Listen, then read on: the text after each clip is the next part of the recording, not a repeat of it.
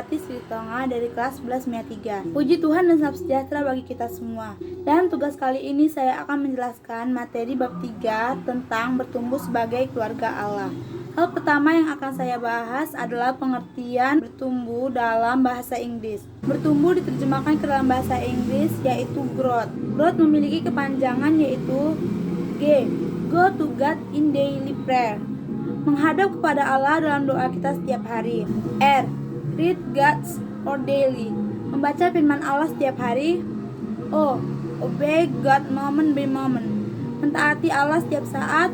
W.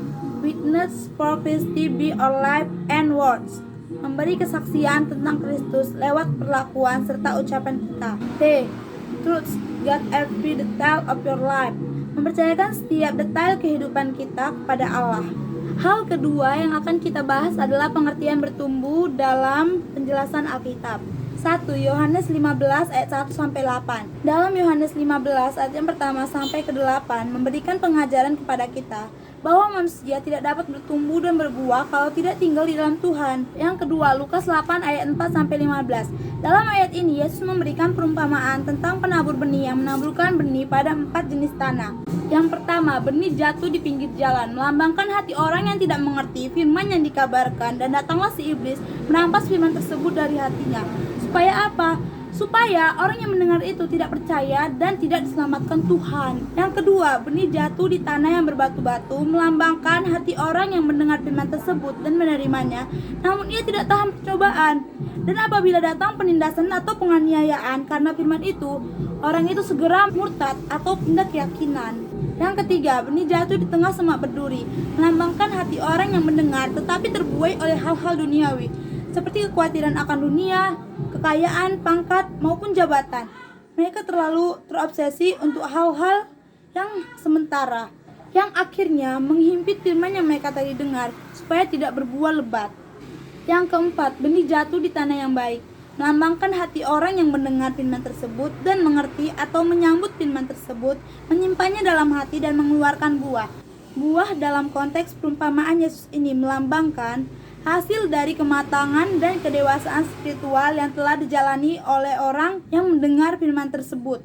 Ayat yang ketiga, Mazmur 1 ayat yang pertama sampai ke-6. Ayat ini membandingkan dua jenis orang. Ada orang yang soleh dan ada orang yang fasik.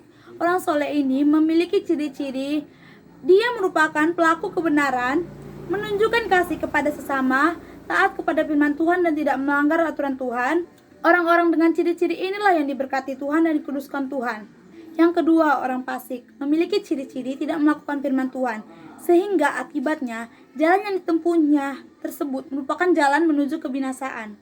Jadi, lewat penjelasan firman Tuhan berikut tadi, kita dapat mengambil kesimpulan yaitu untuk menjadi keluarga bertumbuh, masing-masing anggota harus tumbuh di dalam Tuhan, yaitu mendengar dan melakukan firman Tuhan, tidak melanggar aturan Tuhan, dan selalu mematuhi peraturannya. Puji Tuhan, penjelasan tentang materi pembelajaran bertumbuh sebagai keluarga Allah dari saya cukup sampai di sini. Pesan saya, selalu andalkan Tuhan dalam setiap kegiatan yang kita lakukan, dan selalu berdoa agar COVID-19 ini segera berakhir. Tuhan Yesus memberkati.